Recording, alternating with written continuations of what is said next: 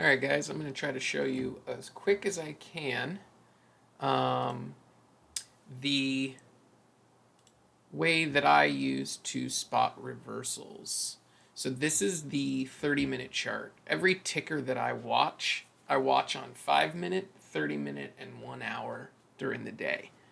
Gives you a different perspective, and it allows you to find healthier, bigger reversal patterns.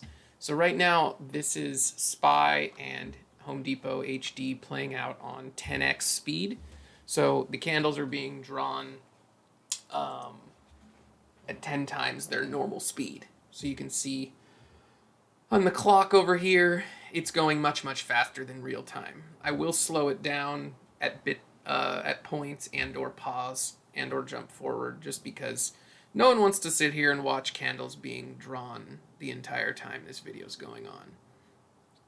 So this candle on the 30-minute is what started to get my attention. So I'm going to pause it here just for a second. These bigger wicks at previous levels of movement, up or down, is something that I keep an eye out on. You can also see you're starting to see some lower wicks all bunched in the same area on SPY also. So that gives you some confluence. So I'm going to go back and keep playing this. I think I didn't go back too far that it's going to take too long. So bear with me here just for a sec, or fast forward the video a little bit if necessary, because I believe that when this 30-minute candle is up is when the magic starts to happen. I'm going to jump ahead just a little bit here. Okay. So you can see that we now have more big wicks at the bottom of the SPY candles, and we have this really big wick at the bottom of this 30-minute candle, which I think has about 5 more minutes left on it. So these candles, these reversals, I will wait for the candles to close. So even though HD is going through essentially a big candle back up on the 30-minute, I will not have touched it at this point. I will just continue to watch it because I'm looking for a very specific kind of candle type. And this was a really good example of one. So that candle just finished forming. I am going to knock this down to 5x speed so it's not too fast. And basically what I'm looking for is a break over the top of that wick. But I'm looking for one of these big shooter or hammer style candles with the big wick. And then I'm going to have my entry to go long over that. So we just got that. So I'm going to go ahead and buy. I got in there late or whatever. That's fine. A lot of times you'll see when it breaks over a wick like this, it will come back down and retest. For those who care, my stop loss on this would have been the bottom of this wick. That may have been too much for some people. HD premiums do move pretty good. But my first target on this, once it breaks and holds over the top of this, and again, this is on the 30-minute. So when you're in these trades, you have to be patient and remember that the following candles will take 30 minutes to draw, right? So our first target, after that holds, and it definitely looks like it's holding at this point, is going to be right here. Now, the following target is going to be here at the top of the next candle, and then the last target would be basically high of the day. Now, I don't think it ever got back up to the top. I don't remember exactly, but I wouldn't have expected this move to replicate again, basically because Home Depot is in downtrending time frame continuity. So anytime I play scalps or reversals against the time frame continuity, I will basically do like 1 or 2 targets above, and that is it. So I'm going to go ahead and crank this back up to 10x so we can hopefully skip through some of the candle building here. But basically I will set a trim at this first level, which is 424.64-ish, and then the next one at 425 will probably be my sell to sell the remainder of my position, because even if it goes further than that, I don't have a high level of expectations that it will hold and really run over that. And if it does, so be it. We still made a nice trade from 322 to 325-ish. So I'm going to go ahead and sell this position. Now that we basically binked that candle and we hit both of our price targets. And for what it's worth, I think that this on the 30-minute drew another nice reversal that I was tweeting about, and ended up playing back down towards the latter half of the day. So I'm gonna let this play out here. But actually, I think I'm gonna jump forward just a smidge here.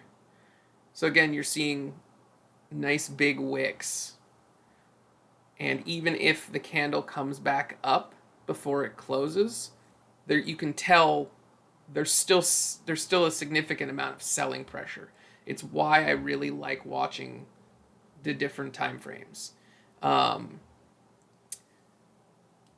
going to go ahead and jump. So again, we had the second following big candle here on the 30-minute that has a really big wick on the top and on the bottom. So there's a lot of indecision in the ticker on this time frame. And we got about 15 minutes left on this candle. I'm going to jump forward about 10 minutes. So you can see there's still a significant amount of indecision. You got the big wick on the top, the big wick on the bottom, and price hasn't, the bulls and the bears are basically fighting it out at this point. So you'll get a really solid move back down if it does reverse. At the same time, I'm watching SPY for similar types of candles, so you can have confluence that your ticker is moving with the indexes rather than fighting against them. So you can see now the entry for a short is going to be the bottom of this candle right here, and then your targets would be the bottom of this candle here and the bottom of this candle here. And again, because you're working on bigger time frames, you have to be more patient. I don't know how to get rid of this. You have to be more patient with letting those trades play out. So like this one was hard for me because I loved these two wicks on these two candles, but I didn't want to get in early and get in before we got the break of this candle, which I think took like another 30 minutes or something. I'm going to go ahead and actually jump forward a couple of minutes here. Okay, now I think we're getting close. So now even more you can see as this 30-minute candle is getting drawn, the amount of downward selling pressure that it has, even if it does end up here. As this is being drawn, it's consistently being pushed back down. Those are really helpful things when looking for reversals, whether it's on the top down or the bottom up. You want to see wicks, and on the bigger time frames, it's obviously a little bit easier and less likely to get faked out. So we're about to break that level there. I'm going to try to time this little sell thing here with the break of the bottom of that wick of 324.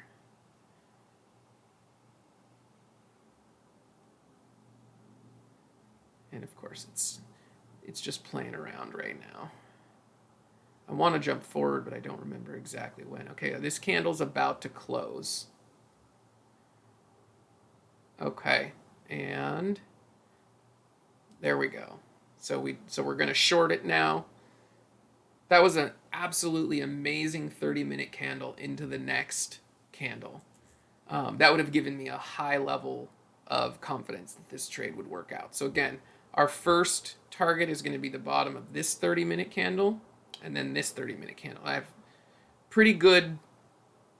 I'm pretty sure that both these targets will get hit in this particular situation. I think I tweeted about it somewhere in like 321.50 to 320, and it was basically based on this same kind of reversal. And I'm going to go ahead and jump forward a little so we can kind of get towards the end of this. Okay, so now you can see just again in that same 30-minute, we binked just below 321 and shot back up because we had some buying pressure there, which is why I would set my first trim just below, right around 10, 15, 20 cents below that level to protect to take some profits before that. Now in this particular instance, I'm going to still hold because we had a ton of selling pressure. We have downward time frame continuity, all good things working in our favor as opposed to working against us. Plus you can see SPY has thrown a similar type of shooter candle at the top of its 30-minute. You could have shorted SPY right around here, with your targets being here and and here. And you can see now HD, again, 30-minute candles, give them time to build. It looks very different now than during that pullback, now that it's finished. So you can see we hit our first target, and then when we go and hit our next target, I would close the position. And I think I tweeted that also, like 320 hit, I'm out. Partially because we had this range in here that I was ready to sell into because I expected a bounce at that level after hitting the two targets. Because the last time we reversed, remember, we had this big area here. But again, you can see that we had a lot of buying pressure in this area that we had a lot of buying pressure before. So when we hit our target, I want to get out and then get back in later. If you still want to get back in, there's no reason you can't get back in again. Just because you sold a position doesn't mean that the play is no good anymore. So I'm going to wait over here to close this position. We're getting pretty close. For the sake of the argument, I'm going to just go ahead and close it. You know what's going on. I'm going to fast forward a smidge. And we came back up. Now, you can see it's, again, a similar type of reversal candle on the move back up. Today was wild. We had reversal candles all over the place. But you can see this reversal candle, I wouldn't have played personally, just because of the amount of downward pressure on these reversal candles. It took an hour and a half almost, an hour basically, for these two candles to form, and it was almost consistently selling pressure. So at this point, I'm not interested in going long on HD anymore. And then you could see that you could have played it from the break here back up a little bit, but you would have had to been quicker at taking profits. But you can see, like on SPY, for example, our target was right there for this reversal. We just barely missed it. I think it actually comes back down later with some force, as does HD. So we'll go ahead and fast forward. I think that right there was when I sold on HD. Yeah, it was that. It was that tap right there.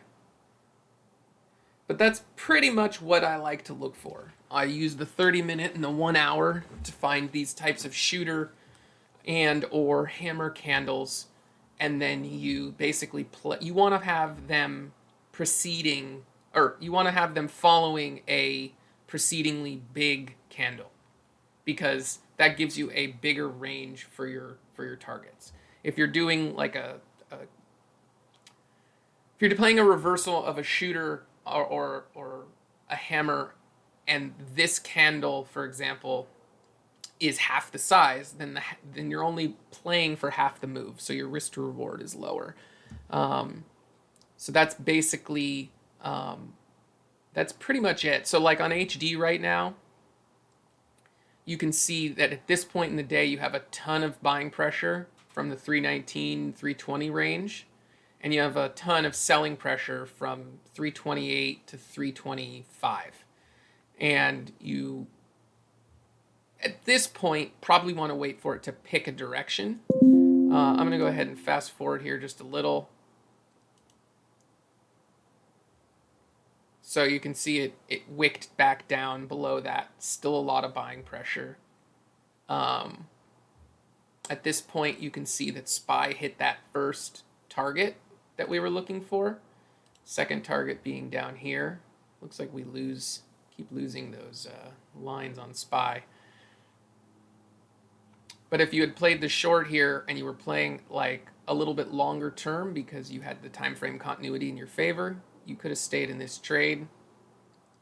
And I think it would have even been pretty much valid till the end of the day. If I fast forward here, yeah, you can see it just unloaded into the day. SPY ended up hitting both targets on the short from this reversal candle, as did HD. And hopefully that was helpful and not too wordy. But those are just examples from today because we had so many, news-based or otherwise.